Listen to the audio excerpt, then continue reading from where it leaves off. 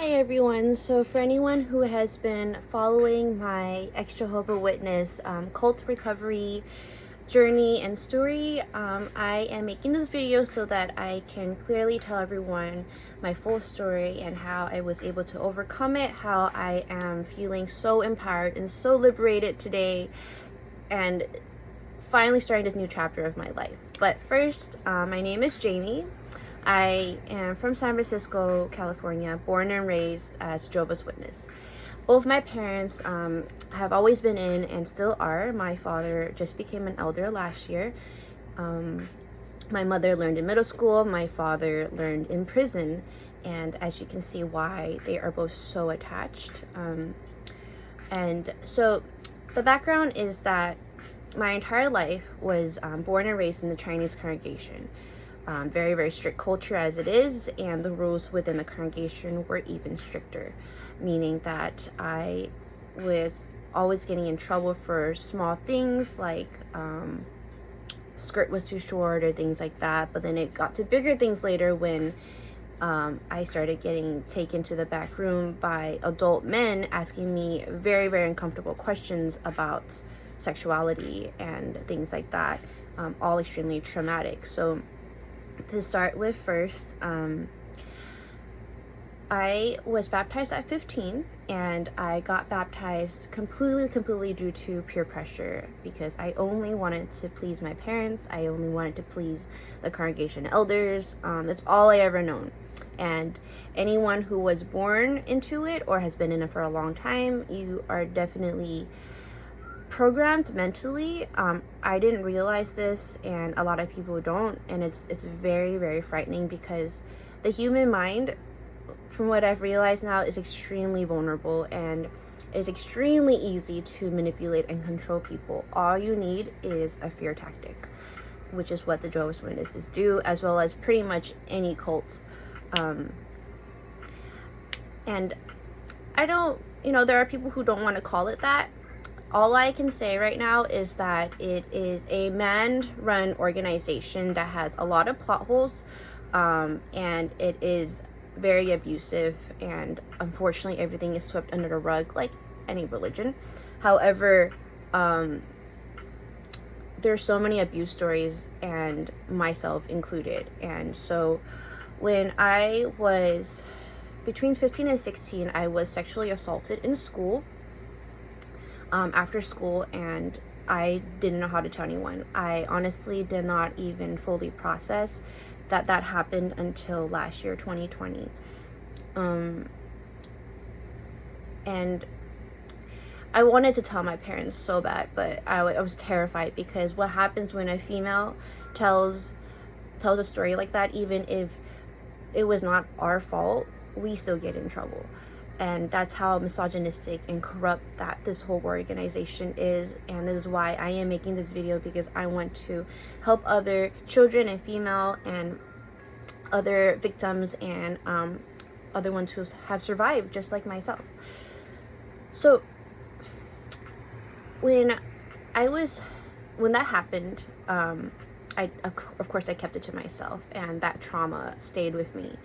When I was about 17, I dated a boy in school, and we never had anything too intimate, but of course we held hands and stuff like that, make out. And I got caught, and so they took me to the back room with the elders, and which are basically pastors, and they were asking me the most uncomfortable questions like, where did he touch you? Did you have your clothes on? Did you have your underwear on? Was it, how many items of clothing? Was anyone home? Was it on the couch? Was it in the bedroom? It was so traumatizing as a 16, 17-year-old in a skirt in a room with only grown men. And I can't even, it's hard for me to even relive that in my head sometimes, but that's not even the worst of it. So when I was about 21, when I was 18, I dated a witness guy, and my parents knew him. I grew up with him, and we knew their entire family, so of course my parents were okay with it. But he was extremely verbally abusive, but I never understood how to stand up for myself or speak up. I was just told that women are to be submissive to their boyfriends, husbands, no matter what. And so I never said anything about it. And so when I was about 21, I was secretly dating another witness, and I think my parents did find out about it, and we both got in a lot of trouble. We were caught holding hands after school, both taken to the back room, and of course after that we kept it a secret. One day when I was asleep, he sexually assaulted me, and I never told anyone again because I was so afraid of losing my parents. I was so afraid of being disfellowshipped, which means to be shunned from your entire family and everyone you've ever known. So I kept that a secret as well. But all of that built up trauma, that paranoia, that anxiety over the years finally led me to the point to attempt suicide, especially after I was sexually assaulted, as well as he did physically hurt me as well multiple times. And so I again was naive and thought that that was normal, thought that that was how all men treated women, and so I just took it. But it messed up with my mind so much that I tried to overdose on pills. I was taken to the hospital, and I was put on overnight watch, 5150, and when my parents picked me up that next day, I went to a wedding, a family wedding with them, and I was young, and I didn't realize that what I really needed was help. I needed a therapist. I needed some type of mental health help. When I did talk to my parents or my mom about therapy, and I don't blame my parents, they are unaware about mental health, because what they're taught is that if you have depression, anxiety, any type of personal issue, all you do is pray. I did pray at that moment. Nothing happened, because that was not the solution. I'm not saying that praying is not a solution at all. To this day, I pray to the universe, but in that moment, what I needed was actual professional therapy. I needed real help. And I was not provided that. I was neglected. And when the elders were informed that I did try to take my life, which is considered a sin in the Jehovah's Witness world, I just got in more trouble for it. So shortly after, and my parents will deny this, but yeah, I was basically kicked out when I just turned 22 into a world where I knew nothing about, into a world where I lost everyone, my family, my friends, everyone turned their backs on me. And I was just out in the open, out here not knowing what to do. I had to build everything from scratch. I had to find my own friends, rebuild connections, and I ended up in a lot of very, very toxic friend circles. I ended up in several very toxic relationships where, again, I was sexually assaulted again, and I was physically, mentally, and emotionally abused. All of that, which I am still at the moment processing and healing through.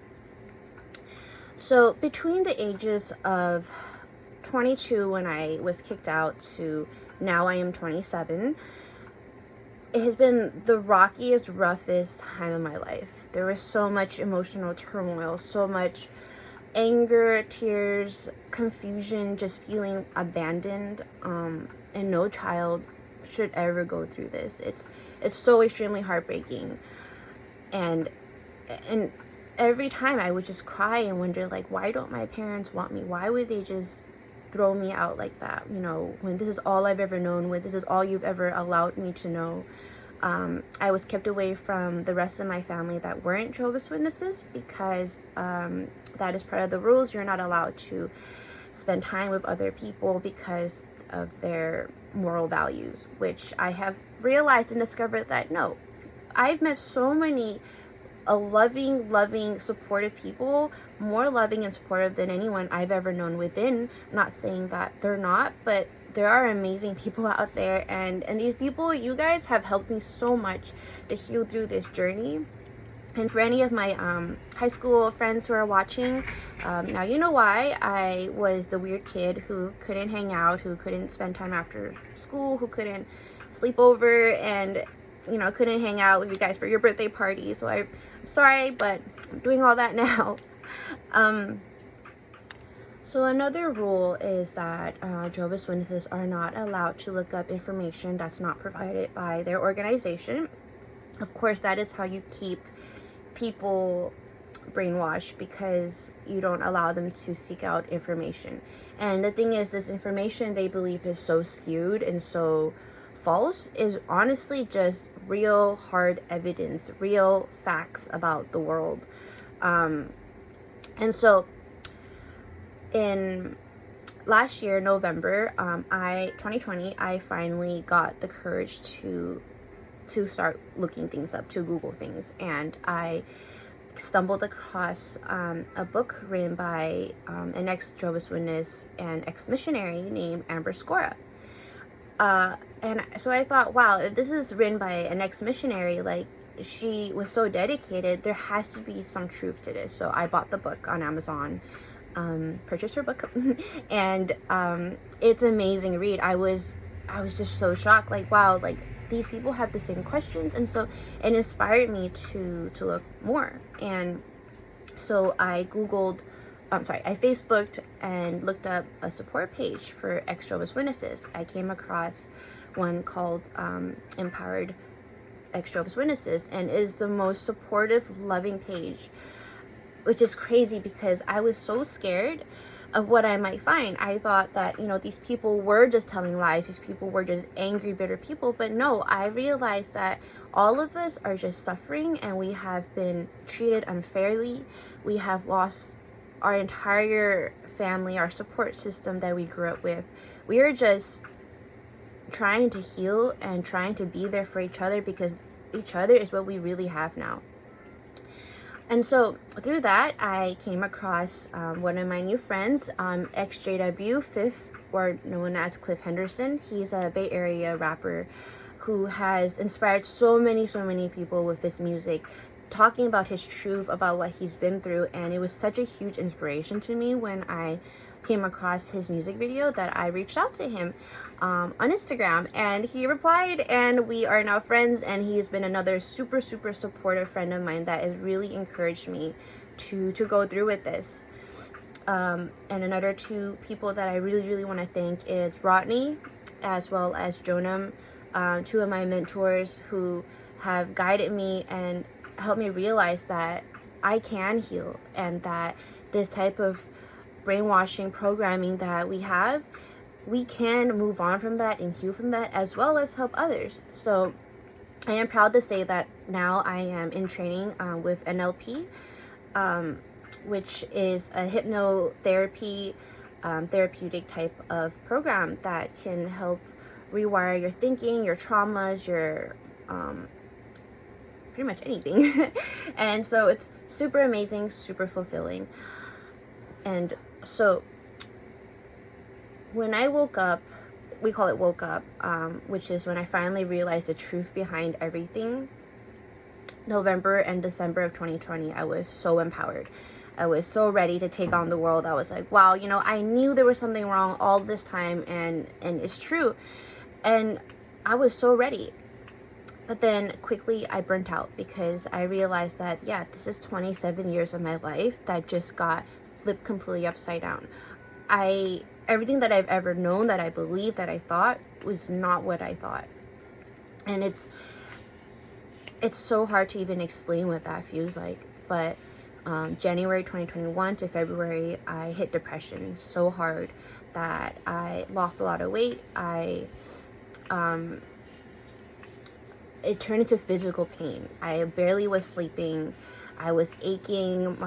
My body went out of alignment. I was having headaches every day. I was anxious and angry and moody. I just didn't know how to accept it. And then when I've talked to other people in my support group, unfortunately, this is something that we all have been through or are going through.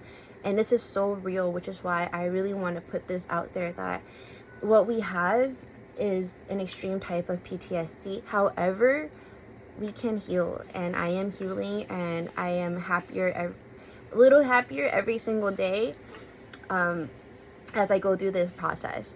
So in January, I made two posts on Instagram and Facebook telling my story, telling my truth, telling my most authentic experience. And another one about my mental health and how this has greatly affected my mental health, as well as the trauma that I am facing right now. About 2 weeks ago, my father texted me, and somehow they have stumbled across my post. So he sent me a letter calling me an apostate. So what that is that the Jehovah's Witnesses believe that the word apostate means to not only renounce your religion, your belief, or a political party, but also to slander it. However, that is incorrect, and anyone who, you can just look that up on the dictionary and on Google or whatever, but no, to be an apostate is just to renounce any type of belief you used to have, which can be anyone. Anyone who used to be a certain political party and changed to the other side, you're considered an apostate. So, but because of my post, they believe that I was slandering them. However, I really was just telling my truth. And so, no, I am not an apostate. But I will say, yes, I did renounce my faith, because my faith was never really there, because the things don't add up. So my father, when he found out that I made that post, he sent me a letter saying, and I quote this, I do not understand why you would make up a story like this. Mind you, he is talking about my trauma, my suicide attempt, my depression, my anxiety, my sexual assault, all of that. He's saying that I made it up. I will say that I was so heartbroken, because I was accused of lying about something that is so true, and that's something that I am still healing from. So that really, really did hurt my feelings. And so I reached out, I messaged him back, and I said, I love you and mommy so much, but like, I wrote that because this is my truth, and I put that out there for my friends and my followers to understand myself. This was not directed towards you guys. This was not directed towards the organization. This was just telling my experience personally. So he said that, why am I saying that it's not true? And I said, well, there are things I will say that I felt like wasn't true. And so I told him, I was like, there are things that I am questioning, and I will bring my research and you can bring yours. And I was like, we can meet and we can talk about it, and we can actually talk for the first time as a family, for the first time as parents and daughter, which is something we have never ever done before. And so we met up yesterday on Sunday at our restaurant, and I was so nervous the whole time going there. The drive, the morning when I woke up, my heart was pounding. Everyone who's messaged me yesterday morning know that I was panicking. Thank you everyone for giving me breathing techniques, and on my whole drive there, as well as when I was walking to the restaurant, I kept telling myself in my head, I am an adult, I am an adult, I am an adult. They are not your parents today, they are your peers, they are adults just like yourself. You can do this. And I've never really talked to myself like that. I will say I am the least confident person. Growing up the way that we did, especially as women, we don't have a voice. We are told to be submissive at all times, no matter what. And so I lack confidence, and I mean, I seem like it sometimes, but trust me, I do. So this was such a huge thing for me, because I really didn't think that I could do it. I thought I was going to choke up, because every time I have talked to my parents in the past, especially when it's even slightly serious, I start crying, I start choking, like I can't. And yesterday, I was so shocked, and it's thanks to every single person who has been so supportive, because every single one of you, I thought about you guys and your messages to me prior to meeting him. I really did. I greatly appreciate it. I remember every single person, and I am so grateful to my entire support group, and all my friends who are not in that support group, just my actual friends as well. So thank you, everyone. So when I got there, I had all my preparations, and so the Jehovah's Witnesses are the only religion basically on the entire world who believe that Jerusalem was destroyed in 607 BC. The truth and the facts, with artifacts, archaeologists, scholars, bank statements, writings on the wall, have all proven that Jerusalem actually fell in 587 BC. Now, why this is important and why I bring this up is because the Jehovah's Witnesses base their entire teaching, including how they predict the end of the world, based off of this incorrect date that they have calculated wrong. Of course, they will never admit it because that would basically destroy their entire organization. Of course, anyone can try to tell this to a Jehovah's Witness, but they're too wired to really believe it. So my goal here yesterday was not to wake them up. I want to let everyone know it was not to wake them up. And I know why everyone was so afraid for me and told me don't do it. I understand. And this was just for myself. This was just for myself to heal, myself to get closure, myself to just speak openly and express what I truly felt, my concerns, my questions, my personal life, because I never got to tell them any of that. And if this was the last time I was going to see them, of course I was going to put it all out on the table, everything. I showed up with my tattoos and my piercings, something that I have been hiding for all these years, because I truly felt like this is it. This is me. For once, I am my own woman. I am an independent adult for once, and I am no longer just this little girl they portray me as.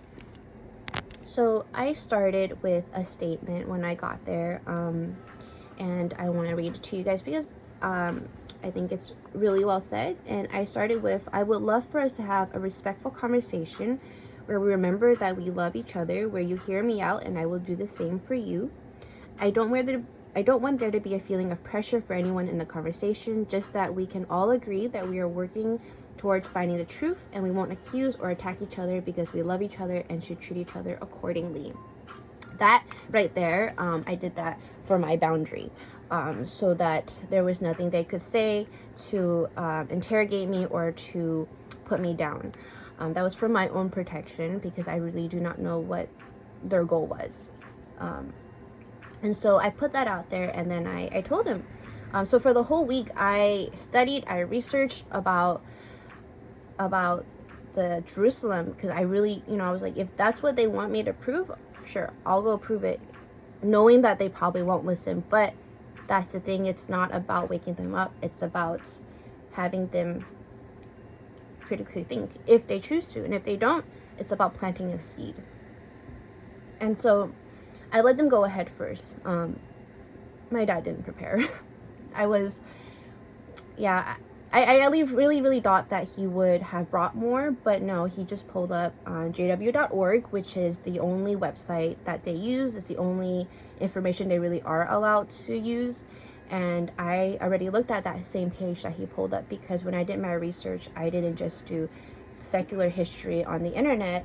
I knew that they were going to try to compare it to their information. So I also looked on jw.org and put together that information, because if you think about it, history is history. The Bible is history. History and truth should always stay truth. The truth should never change. The Jehovah's Witnesses have gotten the dates wrong so many times about the end of the world, and that itself should show us something, because truth will always remain truth no matter what. So remember that. And so he did his little spiel, and I showed him what I had. He didn't really let me finish, because he just kept interrupting, saying like, oh, well, this and that, and well, you just don't have faith. And the reality of it is that I can tell that he knows there are information written there that is not correct or just doesn't add up, because I calculated it and I showed him a chart and everything, and it doesn't add up. And so the entire time I wasn't trying to prove them wrong. I was asking questions, because by asking questions, it makes them think, and then maybe, who knows, 10 years from now, maybe they end up looking it up. I don't know, but my purpose was just to ask questions, to let them know that I also want to find the truth, because this is what I've been taught my whole life, and if it doesn't add up, why shouldn't I be allowed to question? Why shouldn't anyone be allowed to question? If the truth is the truth, it will always remain the same, and nothing that I find online should make me question it, right? So, after I talked about that, we got into my personal life. My dad really didn't believe what I went through. I did start crying a bit, because I was like, how could you not believe me? What I've been through is so real. This pain, this trauma, this complex PTSD, all of us have to go to therapists, therapy, or have support groups in order to just feel normal, to feel sane, or whatever normal is, but in order to heal from this kind of trauma and this paranoia and this fear. And so I commend everyone who has taken those steps, and I thank everyone who's been there to help me heal, and that's my goal as well, to help others. So I will say, one of the hardest things that whole conversation was telling them that I had been sexually assaulted at such a young age, multiple times. And I had to tell them that, the people who did it to me were not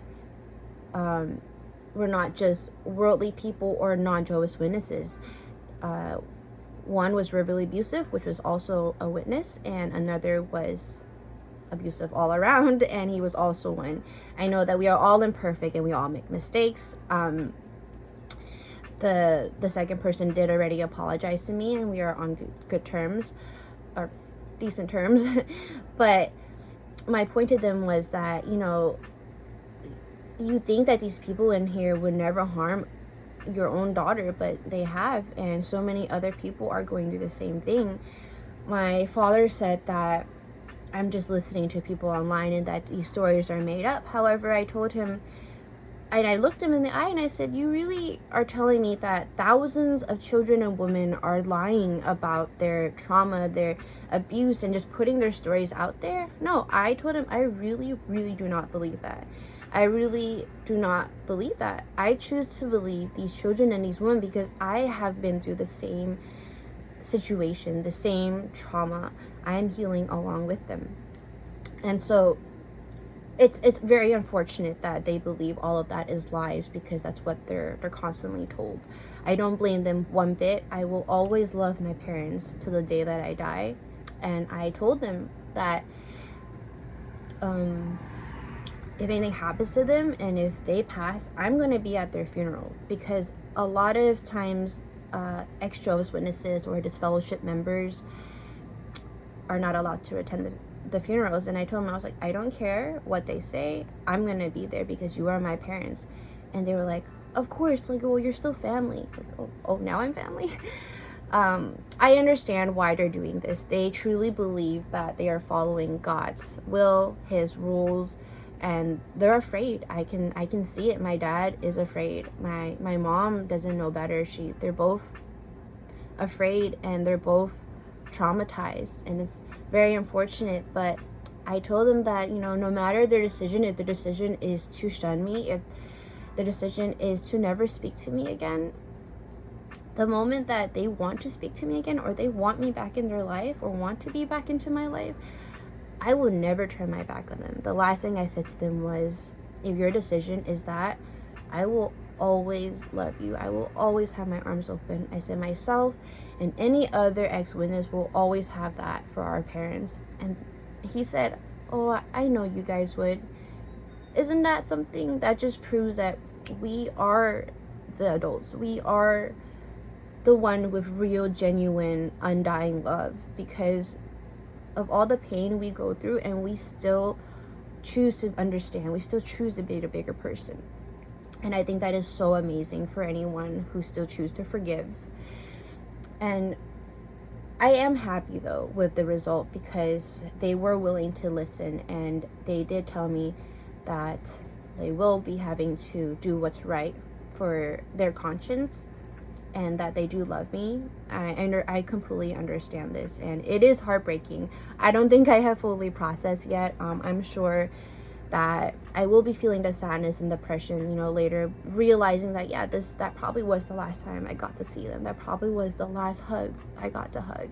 And my mother, when I told her that I was sexually assaulted, she cried instantly. She held me. She leaned her head on me, and for once, this is the first time I felt that my mother was small. She was vulnerable, and my father, I could see the sadness in his eyes, and I told him, I was like, this is what I've been through, this is my experience, and I am still here, and I am still stronger than ever, and I have survived. And I told him, I was like, I know that you guys may not be in my life, but I have a family, and I have friends, and I have support, and I have real love, and my love for my parents will never change. In conclusion, he did tell me that there are elders investigating me right now because of my post.